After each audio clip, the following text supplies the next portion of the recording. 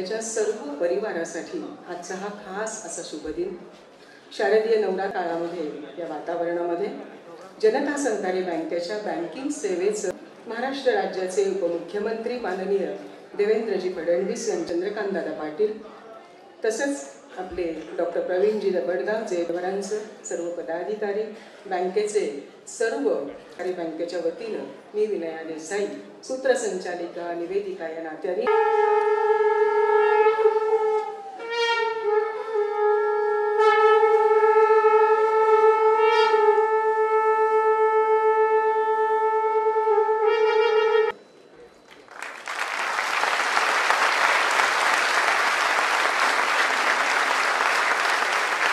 सुंदर झेप घेणाऱ्यावरून यशशिखराकडे पाऊल टाकण्याचे यशशिखराकडे पाऊल लावण्याचे यांनी जनता सहकारी बँकेची स्थापना झाली आणि तो दिवस होता 18. बँकेच्या सेवकांनी या आपत्तीत केवळ आर्थिक मदत आणि अशा पीडितांची सेवा करून आपल्या संस्काराचा परिचय बँकेच्या सेवकांनी पाहायला ऐकायला मिळणार आहे. मोठ्या रीतीने संकलित केलेल्या आठवणी अनेक मान्यवरांचे त्यामध्ये आशीर्वाद करतो. जोरात टाळ्या प्रसादजी जोशी यांच्यासाठी. 18/10/1949 अशी तारीख जी आपली बँके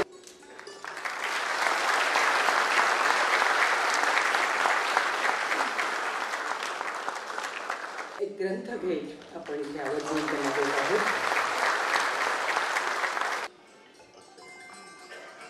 सर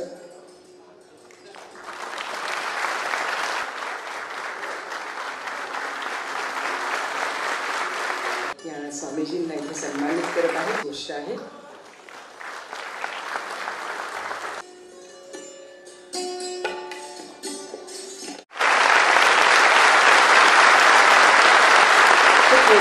विशेष गोष्ट आहे.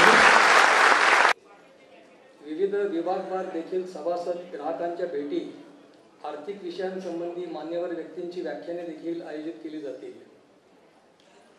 माजी सेवकांच्या भेटी तसेच करमणुकीचे कार्यक्रम देखील करण्याचा बँकेचा मानस आहे.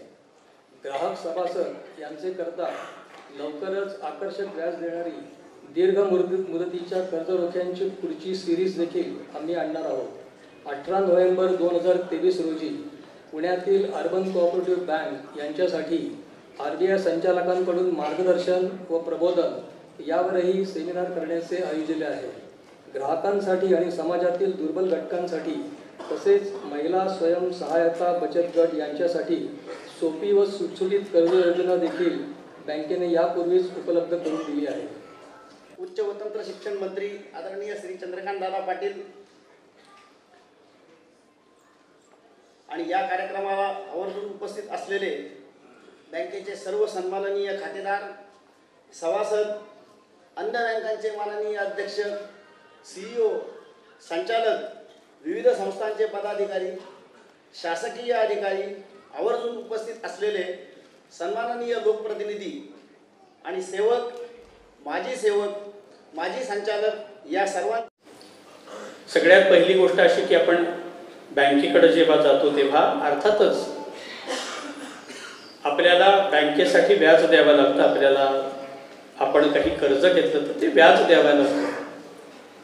परंतु अशा अनेक बँका आहेत आपण ज्या बघतो की व्याज न दिल्यामुळे बुडलेले आहेत. जे काही आपण घेतलं आहे ते परत न दिल्यामुळे अनेक बँका अनेक संस्था या त्यांचा व्यवसाय त्यांना बंद करावा लागला. परंतु आपली ही जनता सहकारी बँक एवढ्या छान मोठ्या प्रमाणावरती एक एक पाऊल आश्वासक रीतीने पुढे टाकते आणि या प्रगतीमध्ये मला असं म्हणायचं आहे की या प्रगतीचा जो एक मोठा भाग आहे तो म्हणजे आपण सर्वजण जे बँकेसाठी व्याजही देतात आणि बँकेवर निर्व्याज प्रेमही करतात. समर्थांची काही वचनं त्यांनी या बँकेमध्ये लावली होती. त्याच्यात एक महत्त्वाचं मला आठवत आहे की एके ठाई बैसुनी राहिला तरी मग व्यापारी बुडाला, सावधपणे ज्याला त्याला भेटी द्यावी. अशा पद्धतीचं समर्थांचं दासबोधातलं वचन त्यांनी या बँकेमध्ये लावलेलं होतं, आपल्या कार्य करणाऱ्या अधिकारी लोकांच्या समोर लावलं होतं आणि एका दृष्टीने या सगळ्याही अधिकाऱ्यांसमोर, या ठिकाणी काम करणाऱ्या कर्मचाऱ्यांसमोर उठून उभं राहण्याची एक ताकद, बसून राहून आपलं कार्य होणार नाही, त्याच्यासाठी उभं राहायला पाहिजे, प्रयत्नवादाची शिकवण जी समर्थाने दिली, यत्न तो देव जाणावा हे म्हणणारे समर्थ आहे. आणि त्या दृष्टीने इथला जो सेवक वर्ग आहे, अधिकारी वर्ग आहे, त्यांनी पण त्या तत्परतेने लोकांच्यापर्यंत जाणं आवश्यक आहे आणि त्याच्यासाठी त्यांनी अखंडपणे लोकांच्या मध्ये जाणं, लोकांचं काम करणं, लोकांच्या भावना, लोकांची दुःख समजावून घेणं याच्यासाठी कार्यरत राहिलं पाहिजे. अशा पद्धतीचंही कार्य अरविंदरावजींनी या बँकेच्या उभारणीमध्ये केलं. त्याही दृष्टीने मला या परिवाराशी गडाचं एक वेगळ्या पद्धतीचं पण एक नातं दृढ झालं, हे अभिमानाने मला या ठिकाणी सांगावंसं वाटतं. खरं म्हणजे या यशाचं गमक काही असेल तर तो राष्ट्रीय स्वयंसेवक संघाचा विचार आहे की ज्या विचाराने देशाकरता आणि समाजाकरता काम करायला आपल्याला शिकवलं.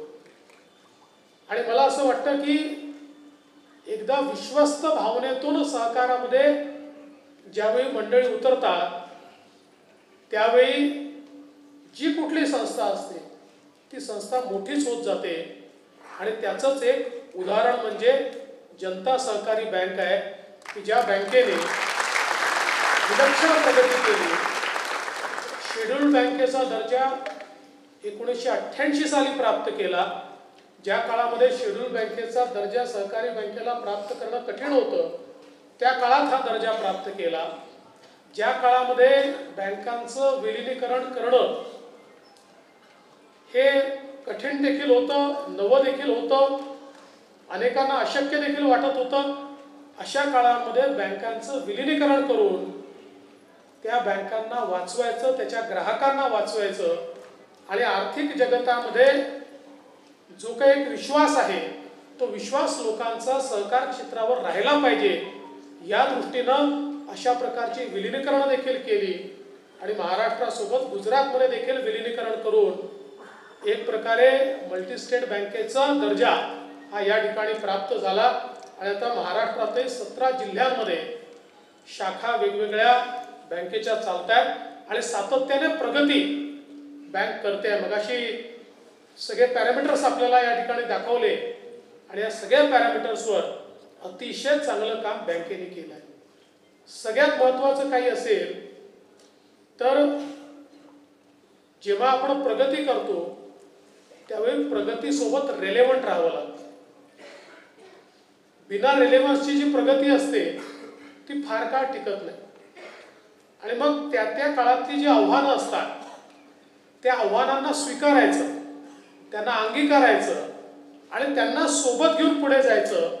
अशा प्रकारे जेव्हा एखादी संस्था काम करते तेव्हाच ती संस्था मोठी होत असते. आणि मग अतिशय वेळेत कोर बँकिंग सोल्युशन हे या बँकेने अंगीकारलं आणि अतिशय सुंदर अशा प्रकारचं डेटा सेंटर हे तयार केलं.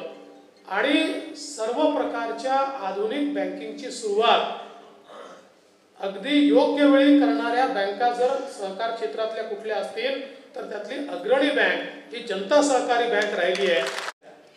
मी या ठिकाणी पुण्यामध्ये आहे आणि पुणं ही तर आपली उद्योग नगरी आहे, पुणं ही आपली IT नगरी आहे, पुणं ही आपली मॅन्युफॅक्चरिंगची नगरी आहे.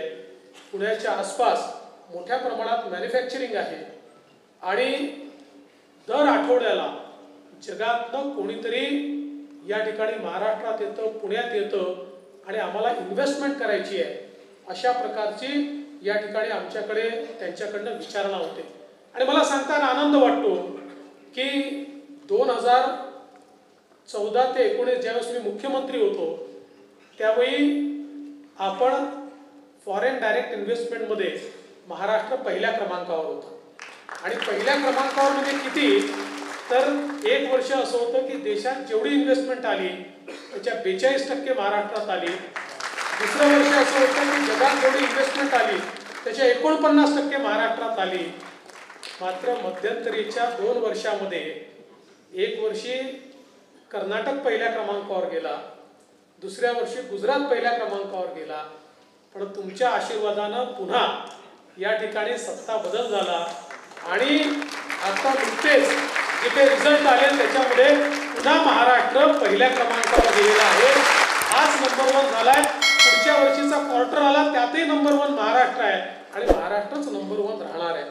ते आज आपण पाहतोय की इतक्या मोठ्या प्रमाणात हे सगळं जे डिजिटल मार्केट आहे हे मार्केट कॅप्चर करायचं असेल तर बँकांना देखील त्या मार्केटशी समरस अशा प्रकारच्या व्यवस्था उभ्या कराव्या लागतील. आणि मला विश्वास आहे की ज्या प्रकारे तुम्ही कोर बँकिंग सोल्युशन सुरू केलं, ज्या प्रकारे तुम्ही डिजिटल बँकिंग सुरू केलं, आज तुम्ही ऑनलाईन अनेक योजना सुरू केल्या, तर आता हे जे काही आधुनिक जग आहे या आधुनिक जगामध्ये आजच्या ज्या आमच्या आधुनिक आवश्यकता आहेत त्या आवश्यकता देखील जनता बँक निश्चितपणे पूर्ण करेल. आणि मला विश्वास आहे की हे सगळं करत असताना ही आधुनिकता या ठिकाणी ज्यावेळेस आपण अंगीकारतो त्यावेळी आपलं नेहमीचं मत असतं की पुण्य पुरातन नित्य नूतन. त्याच्यामध्ये जे चांगलं आहे ते न सोडता जे योग्य आहे ते नव्याने स्वीकारायचं. आपला जो काही मूळ विचार आहे, आपला लोकांच्या प्रति प्रतिबद्धता आहे, आपली जी काही एक विश्वस्ततेची भावना आहे, या सगळ्या गोष्टी कायम ठेवून ज्यावेळेस बँक पुढे जाईल त्यावेळेस मला विश्वास आहे की आज आपण 75 वर्षात जे काही मिळवलं आहे, जे प्रेम मिळवलं आहे, त्याहीपेक्षा अधिक व्यवहार, त्यापेक्षा अधिक विश्वास हा आपण निश्चितपणे मिळवाल हा मला विश्वास आहे. आज आपण पाहतोय की भारत हा एक अतिशय वेगाने विकसित होणारं राष्ट्र झालंय. आपण गेल्या 9 वर्षातली प्रगती बघितली तर 11व्या क्रमांकावरनं आपली अर्थव्यवस्था जगातली 5वी सगळ्यात मोठी अर्थव्यवस्था आता झाली आहे. आणि सगळ्यात महत्त्वाचं, पावणे 200 वर्ष ज्यांनी आपल्याला लुटून स्वतःची अर्थव्यवस्था मोठी केली त्या इंग्रजांच्या अर्थव्यवस्थेला देखील आता आम्ही मागे टाकलाय आणि त्यांचे पुढारी केले. आणि देशाचे पंतप्रधान माननीय मोदीजींनी हे स्पष्टपणे सांगितलंय की 2030 सालापर्यंत आम्ही जगातली 3री सगळ्यात मोठी अर्थव्यवस्था असणार. आणि आपल्याला दिसतंय जगाच्या पाठीवर भारताकडे प्रचंड आकृष्ट होणारे अशा प्रकारचे उद्योग आपल्याला पाहायला मिळत आहेत. विशेषतः कोविडच्या काळामध्ये ज्यावेळी मोठ्या प्रमाणात चीनने जी काही जगाची सप्लाय चेन आहे त्या सप्लाय चेनला एक प्रकारे फेल केलं, नापास केलं, त्यावेळी जगामध्ये आता उद्योग कुठे लावला पाहिजे या संदर्भात मोठ्या प्रमाणात विचार सुरू झालेला आहे. आपण पाहतो की जवळपास 20, 25, 30 वर्ष चीनने जगाची फॅक्टरी म्हणून काम केलं. जवळपास जगाचं 30-35% उत्पादन एकट्या चीनने त्या ठिकाणी केलं. जगातल्या अमेरिका असेल, युरोपियन देश असतील, प्रगत सगळ्या राष्ट्रांनी चीनचा फॅक्टरी म्हणून उपयोग केला, तिथे इन्व्हेस्टमेंट केली, तिथे टेक्नॉलॉजी आणली. जपान सारख्या देशाने, जो प्रगत देश होता, या देशाने देखील मोठ्या प्रमाणात आपलं डायव्हेस्टमेंट हे चीनमध्ये केलं. पण सगळ्यांच्या लक्षात आता हळूहळू हे आलं की कोविडच्या काळामध्ये ज्या प्रकारे चीनचा व्यवहार राहिला, इंटेलेक्च्युअल प्रॉपर्टी राईट्सच्या संदर्भात ज्या प्रकारे चीनने रिव्हर्स इंजिनिअरिंग करून सगळे इंटेलेक्च्युअल प्रॉपर्टी राईट्स ब्रीच केले आणि सगळ्या टेक्नॉलॉजीज या कॉपी केल्या आणि जगाच्या लक्षात आलं की आता चीन ही काही सेफ जागा राहिलेली नाही. आणि अशा वेळी आता जगामध्ये सगळे जे उद्योग आहेत हे चीनमधनं बाहेर पडत आहेत. त्यातले काही उद्योग पूर्णपणे बाहेर पडत आहेत. काही लोकांनी China+1 म्हणजे चायनात तर राहायचं पण बाहेर कुठेतरी अजून एखाद्या देशामध्ये आपला उद्योग हा त्या ठिकाणी स्थापित करायचा अशा प्रकारचा विचार सुरू केलाय. आणि मग हा विचार केल्यानंतर सुरुवातीच्या काळामध्ये काही साऊथ ईस्ट एशियन देशामध्ये ते गेले. पण आज परिस्थिती अशी आहे की या साऊथ ईस्ट एशियन देशांमध्ये एवढं उद्योग सामावून घेण्याची परिस्थिती देखील नाही. त्यांच्याकडे तेवढं ह्युमन रिसोर्स, मानव संसाधन देखील नाही. याला पुरेल एवढी वीज निर्मिती देखील ते करू शकत नाही. आणि म्हणून आता हे सगळ्या देशांच्या लक्षात आलंय किंवा उद्योगांच्या लक्षात आलंय की याच्या पुढे आपल्याला फॅक्टरी ऑफ वर्ल्ड किंवा सप्लाय चेन करता प्रमुख जागा जर कुठली बनवायची असेल तर ती आपल्याला भारत बनवावा लागेल आणि त्यामुळे आज जगातनं मोठ्या प्रमाणात उद्योजक हे भारतामध्ये येत आहेत. याच जाणीवेने की आज आपण आहोत ते बँकेमुळे आहोत.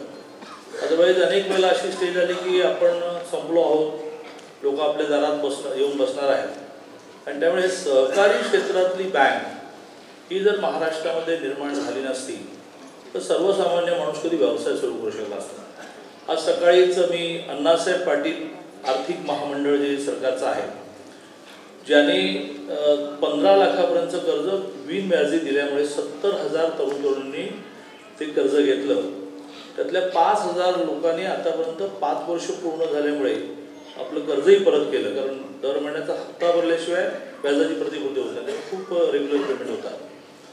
तर त्या ठिकाणी आज 6,000 जणांची व्याजाची प्रतिपूर्ती एका क्लिकवर करण्यासाठी त्यांना मला बोलवलं होतं. तर मी त्यांना उद्दिष्ट दिलं होतं की सगळ्यांचा बॅकलॉग तुम्ही 17 तारखेला रात्री 12पर्यंत संपवा, तर मग मी तुमच्या सगळ्याच्या कार्यक्रमाला येईन. त्याप्रमाणे मी सकाळी तिथे गेलो आणि मला असं लक्षात आलं की ती सगळी आकडेवारी पाहून की अशा प्रकारच्या वित्तीय संस्था नसेल तर सर्वसामान्य माणूस काम करू शकणार. एका बाजूने मराठा समाजाला आरक्षण मिळावं म्हणून मोठं आंदोलन सुरू आहे, ते मिळालंच पाहिजे. म्हणजे देवेंद्रजींनी कुणालाही जमलं नाही, ते केलं. मराठा समाजाला आरक्षण दिलं, हायकोर्टात टिकवलं, सुप्रीम कोर्टात 1 वर्ष टिकवलं. नंतर सरकार गेलं, ते टिकलं नाही. नव्याने सरकार आलं, देवेंद्रजींची रात्रंदिवस धडपड चाललेली की पुन्हा एकदा क्युरेटिव्ह पिटिशन जी सुप्रीम कोर्टामध्ये आहे ती नीट चालवावी, ज्या गोष्टी मांडता आल्या नाही त्या मांडाव्यात आणि पुन्हा एकदा मराठा समाजाला आरक्षण मिळावं. पण त्याच्याबरोबरीने जर हे अण्णासाहेब पाटील आर्थिक महामंडळ माननीय देवेंद्रजींनी सुरू केलं नसतं, सुरू आधी झालं होतं पण ते मृतावस्थेत होतं, त्यांनी त्याला ऊर्जितावस्था आणली, तर 70,000 तरुण तरुणींना उद्योग करता आला नसता. मी आज माझ्या सकाळी माझा जो इंटरव्ह्यू झाला त्यामध्ये मांडली की दरवर्षी 10,000 जास्तीत जास्त सरकारी नोकऱ्या निघतात. यावर्षी फक्त 75 वर्ष स्वातंत्र्य झाल्यामुळे 75,000 मी क्रिएट केलं म्हणजे खाली जागा होते त्या भरणार ठरवलं किंवा 75 वर्षे स्वातंत्र्य झाले 75, पण अदरवाईज 10,000च्या वर सरकारी नोकऱ्या निघत नाही. मराठा समाजाला आरक्षण मिळालं होतं 13%, म्हणजे दरवर्षी 2600 जणांना नोकऱ्या मिळाल्या असतात. पण इथे 70,000 लोकांनी 15 लाख रुपये घेतले, प्रत्येकाने 5 लोकांना तर रोजगार दिला असेल, 3.5 लाख जॉब्स क्रिएट झाले. त्यामुळे व्यवसायामधली ताकद ही स्वतःपेक्षा इतरांना रोजगार मिळवून देण्याची असल्यामुळे ती व्यवसायाची ताकद बँक निर्माण करतात. ती पाठीमागे वर घे, तुला अजून 20 लाख रुपये देतो तुला, नाही माझी कागदपत्र काहीतरी करून घेऊन टाक. नॅशनलाइज बँक काही करत नाही, ते म्हणतात चलो पेपर्स लेकर आहो.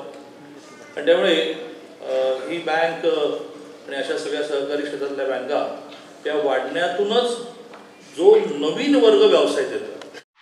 नवनवीन बातम्या बघण्यासाठी आमच्या चॅनलला सबस्क्राईब करायला विसरू नका.